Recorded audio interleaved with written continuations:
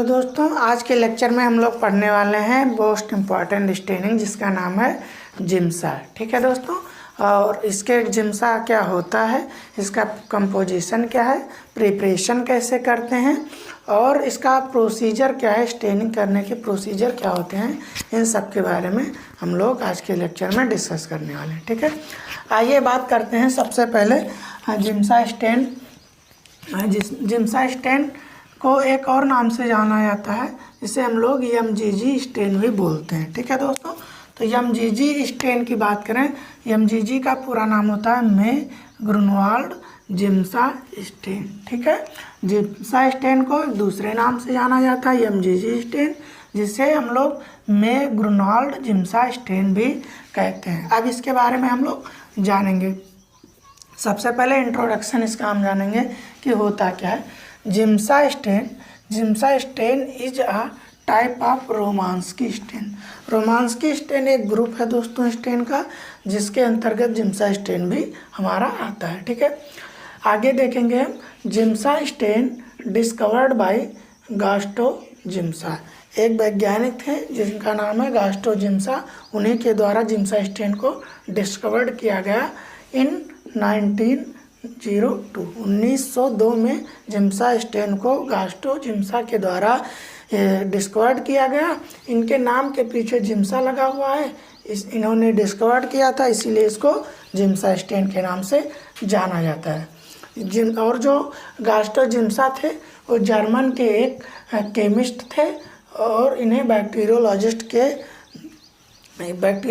भी बोला जाता है। ठीक है, जर्मन के क्या थे, केमिस्ट थे और बैक्टीरियोलॉजिस्ट भी थे। आगे देखेंगे हम।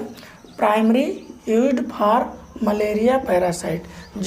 जिम्सा स्टेन का यूज मलेरिया पैरासाइट के लिए सबसे पहले जिम्सा स्टेन का यूज ही किया गया था, मलेरिया पैरासाइट को डिटेक्ट करने के लिए। किसमें, इन ब्लड स्मेयर की जो हम लोग स्लाइड बनाते हैं तो उसमें सबसे पहले मलेरिया पैरासाइट को डिटेक्ट करने के लिए जिम्सा स्टेन का ही यूज किया गया था। ठीक है, but it also used in histology. Histology में भी इसका यूज किया जाता है। फॉर रूटीन एग्जामिनेशन में हिस्टोपैथोलॉजी में भी जिम्सा स्टेन का यूज किया जाता है। अब जानेंगे हम कि जिम्सा स्टेन जो होता है उसका यूज क्या है। ठीक है, आइडेंटिफिकेशन ऑफ मलेरिया पैरासाइट। सबसे पहले हमने जाना कि मलेरिया पैरासाइट के लिए किसका यूज किया जाता है, जिम्सा स्टेन का यूज किया जाता है। फिर जानेंगे it is used in haematology. इसका यूज हेमाटोलॉजी में भी किया जाता है, माइक्रोबायोलॉजी में भी किया जाता है और पैथोलॉजी में भी किया जाता है। अगला पॉइंट है Giemsa stain used for WBC। इसका पूरा नाम है वाइट ब्लड सेल्स। दूसरा RBC रेड ब्लड सेल्स। आगे platelet count, RBC count, WBC count के लिए भी जिम्सा स्टेन का यूज किया जाता है। अब जानेंगे हम कि इसका प्रिंसिपल क्या होता है, किस प्रिंसिपल पे जिम्सा स्टेन वर्क करता है। जिम्सा स्टेन के प्रिंसिपल की बात करें, Giemsa stain is a differential stain होता है एंड कंटेन, इसमें पाया जाता है कौन कौन सा, मिथाइलिन ब्लू, यूसिन डाई। ये जिम्सा स्टेन एक प्रकार का डिफरेंशियल स्टेन है जिसमें मिथाइलिन ब्लू और यूसिन डाई पाया जाता है या होता है। अगला पॉइंट है मिथाइलिन ब्लू एक बेसिक डाई है। कैसा डाई है, बेसिक डाई है। द एसिडिक कंपोनेंट जो स्टेन करेगा किसको, एसिडिक कंपोनेंट को स्टेन करेगा। बेसिक डाई है इसलिए एसिडिक कंपोनेंट को स्टेन करेगा, यानी कि जो हमारी सेल्स होंगी उसके न्यूक्लियस को मिथाइलिन ब्लू स्टेन करेगा। और दूसरा डाई होता है यूसिन डाई। यूसिन होता है एसिडिक डाई जो कि स्टेन करेगा बेसिक कंपोनेंट हमारे सेल में साइटोप्लाज्म और ग्रेन्यूल्स होते हैं। ठीक है, आगे इसमें एक और पाया जाता है methanol is used as fixative. Methanol का यूज किया जाता है फिक्सेटिव के रूप में। ठीक है दोस्तों, अब हम जानेंगे कि इसका प्रिपरेशन कैसे करते हैं। जो जिम्सा स्टेन होता है उसका प्रिपरेशन या इसमें कौन कौन से कंपोनेंट पाए जाते हैं। ठीक है, सबसे पहले जिम्सा स्टेन पाउडर होता है 0.3 ग्राम, ग्लिसरीन होती है 25 ml, acetone free Mithil alcohol कितना होना चाहिए 25 ml, ठीक है। Giemsa powder dissolve in glycerol, सबसे पहले हम लोग जिम्सा पाउडर को ग्लिसरॉल में डिजॉल्व कर देंगे। Giemsa powder dissolve in glycerol and keep, और रखेंगे इसको 56 to 60 डिग्री सेल्सियस पर वाटर बाथ में 1 से 2 घंटे के लिए, ठीक है। अब क्या करना है, prepared solution is kept at room temperature. क्या करेंगे, जब हमारा सोल्यूशन इतना हमने जो भी इसमें कंपोजिशन है उनको हमने मिला के रख लिया, उसको रूम टेम्परेचर पे कम से कम 1 वीक के लिए रखेंगे, ठीक है। अब अगला स्टेप क्या है हमारा, फिल्टर करेंगे। Filter the stain using Whatman filter paper. Whatman filter paper का यूज करके स्टेन को हम लोग फिल्टर कर लेंगे। इसके बाद क्या करना है, after filtering it is stored in amber coloured bottle. हम लोग फिल्टर करने के बाद अम्बर कलर एक बॉटल होगा, उसमें हम लोग इसको स्टोर करेंगे। कहाँ पे, एट रूम टेम्परेचर, ठीक है। अब जब अब हमारा जिम्सा स्टेन प्रिपेयर हो गया। अब करना क्या है, जब हमारा जिम्सा स्टेन प्रिपेयर हो जाएगा तो इसको डाइल्यूट करना है।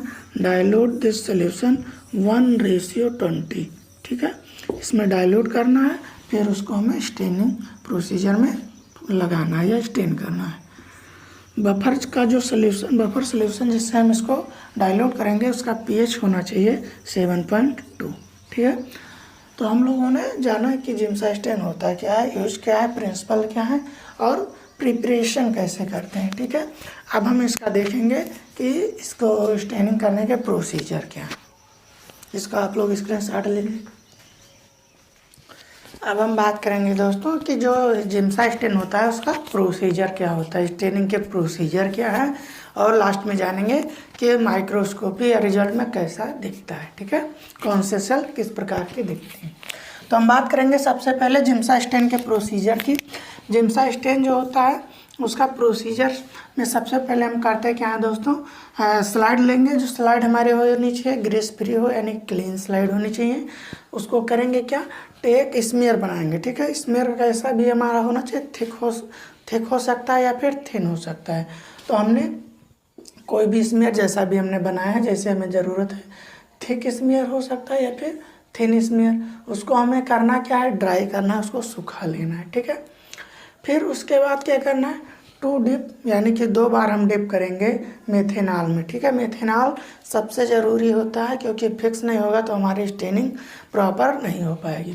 तो सबसे ज़रूरी है कि हम सबसे पहले मेथेनॉल में फिक्स करें और उससे पहले हमें ड्राई कर लेना है, ठीक है। ड्राई करने के बाद में 2 डिप आप मेथेनॉल में फिक्स करेंगे। फिक्स करने के बाद में फिर से हमें ड्राई करनी है।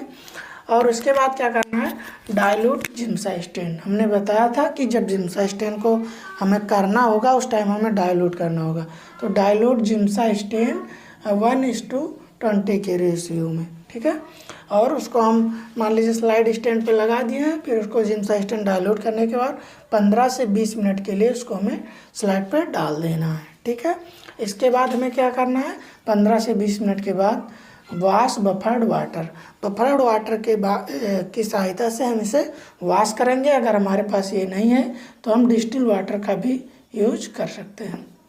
डिस्टिल वाटर से भी इसको हम वॉश कर सकते हैं। वॉश करने के बाद फिर से ड्राई करना है और इसके बाद ड्राई करने के बाद अच्छे से हमें एग्जामिनेशन करना है। एग्जामिनेशन माइक्रोस्कोप में 100x पे करना है। 100x को हम लोग ऑयल इमर्शन भी बोलते हैं, ठीक है। तो छोटा सा हमारा प्रोसीजर था जिम्सा स्टेन को, आपको आसानी से समझ में आ गया होगा। कोई कुछ इसमें करना नहीं है। आप स्मेयर लेंगे, इसको ड्राई करेंगे, 2 डिप मेथेनॉल में डिप करेंगे।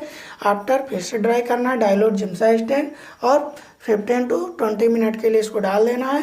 फिर इसके बाद में वॉश कर देना है बफर वाटर से। अगर हमारे पास बफर वाटर नहीं है, डिस्टिल वाटर का भी हम लोग यूज कर सकते हैं। फिर इसको बाद ड्राई कर देना है।